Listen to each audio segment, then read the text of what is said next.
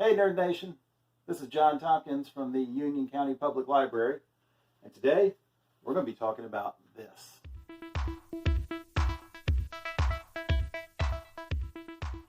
This is a cosplay reproduction of an A7L EMU suit that NASA would have used on the Apollo 11 space mission. Now, the real suit would be about 11 layers thick and would be almost 1/4 inch thick when everything was put together. This would have included a water cooling system, a mesh outfit, materials like Teflon and Dacron and polyester, and on the outside it was covered in what was called beta cloth.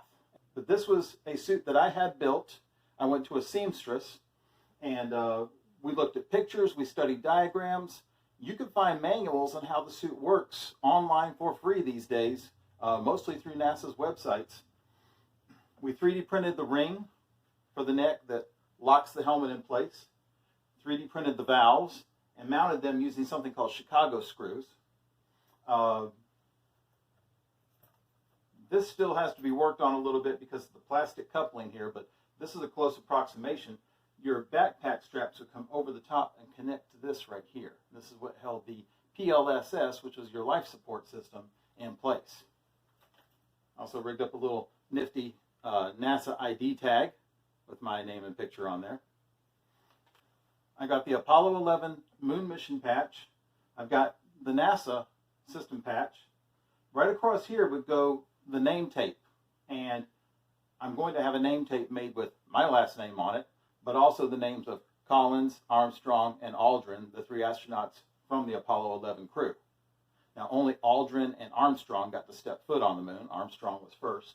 Collins had to stay up in the command module because they had to get back up there somehow, and then someone had to get them back home. So Collins was the odd man out. But if you notice on this suit, the seamstress was able to find Velcro that was not random. It was in arranged lines right here. Very similar to what NASA used back in the 60s. Amazing find. There's Velcro underneath the valves here. It never got used. NASA had plans for it and then never used it. I can hold up the pants part right here. You see where they would seal up after they climbed in. This was the portable bathroom pocket right here. There would be a bag you could take out and leave on the moon when you were done. This was your utility pouch. Tools and things like that would go in here. And again, there's that really great Velcro right there. So it's an actual functioning pouch capable of holding all kinds of wonderful things. We 3D printed the arm valves as well and mounted those with metal insets right here. This would have locked to the gloves that the astronauts would put on to create the seal.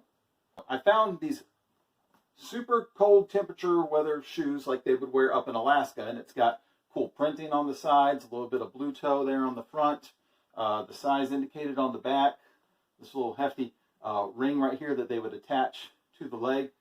Very similar to the moon shoes. So this was a great find in a thrift store, and I'm just continuing to fix them up a little bit. The light blue will go all the way around the bottom of these boots here eventually.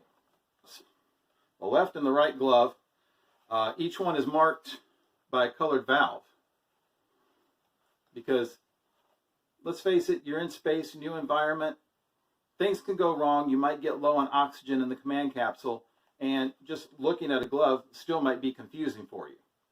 So another fail-safe was to mark them red and blue, left and right.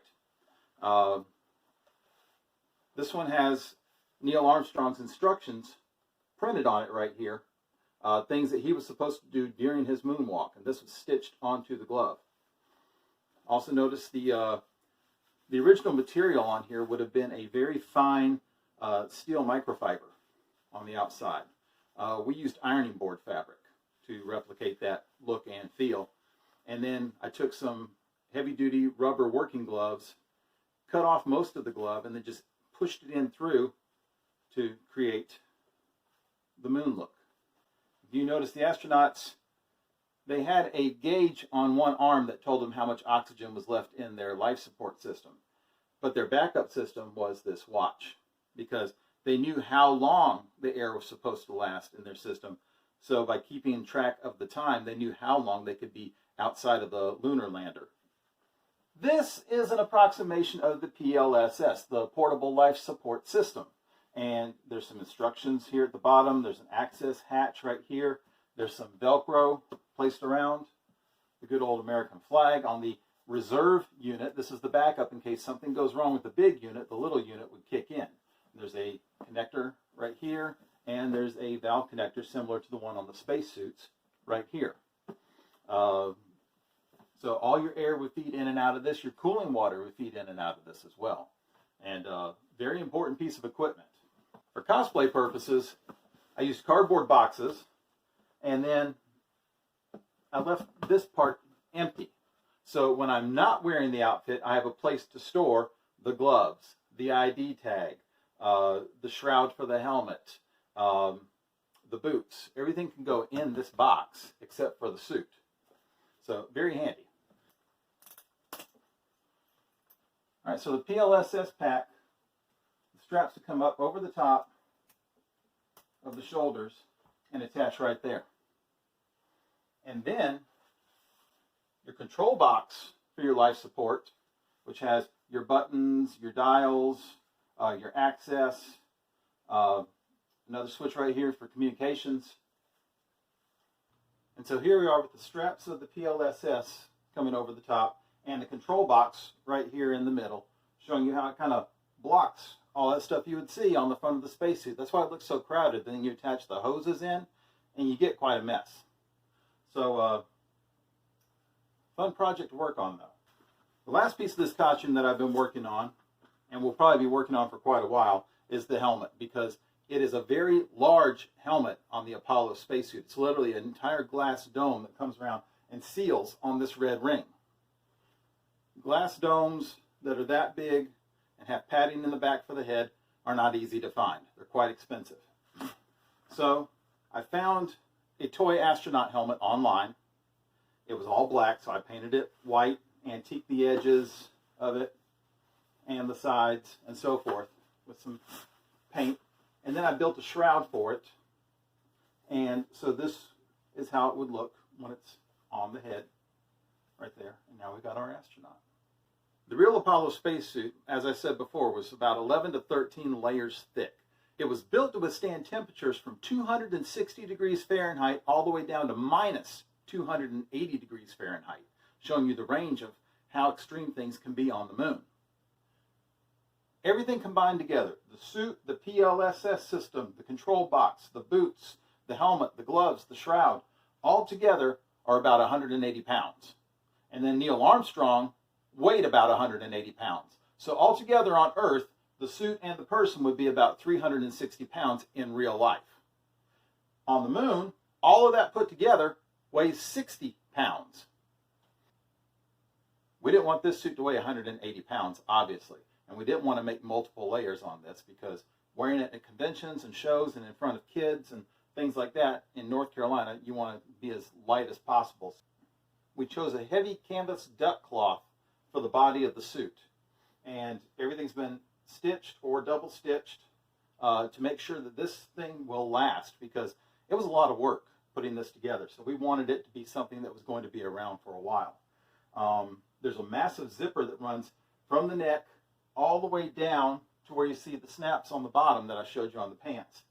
You walk into the suit from the back, just like you do on the real Apollo moon suits. It was the easiest way to get the suit on and together.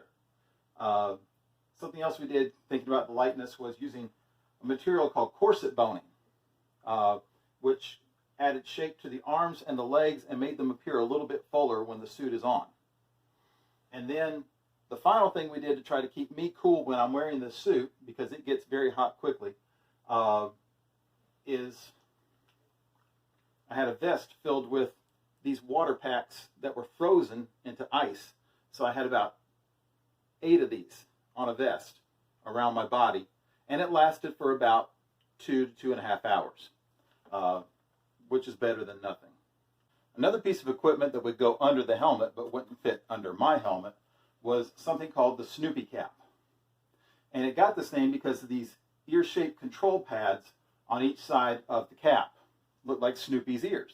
Snoopy became the mascot for NASA during a lot of their early programs like Gemini and Apollo and Skylab. This was something that I made completely by myself. I used a grocery bag around my head, and then I applied tape around it, duct tape, to give it its form and its shape, and then I cut away what I didn't need. And then I sealed it up with sports tape after painting the whole thing in a substance called Plastidip. It's a rubber compound that you spray on things to coat them in rubber. And then I put on the seams, painted on the white stripe, made the ears and the microphones, and attached it with Velcro. So if I'm not wearing my helmet, I can put my Snoopy cap on then, and then put my microphones together in front of my face, just like you see the astronauts do on the old films.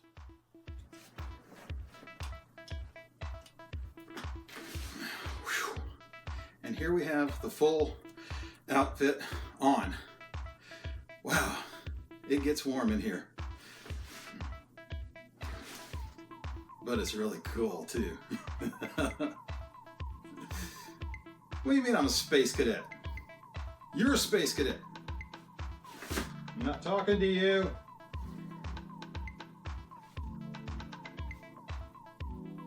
I can say in all honesty, this was the hardest, most involved cosplay I've ever had to put together. And I've done a lot of them, but this was also the most fun because it's a moment in history.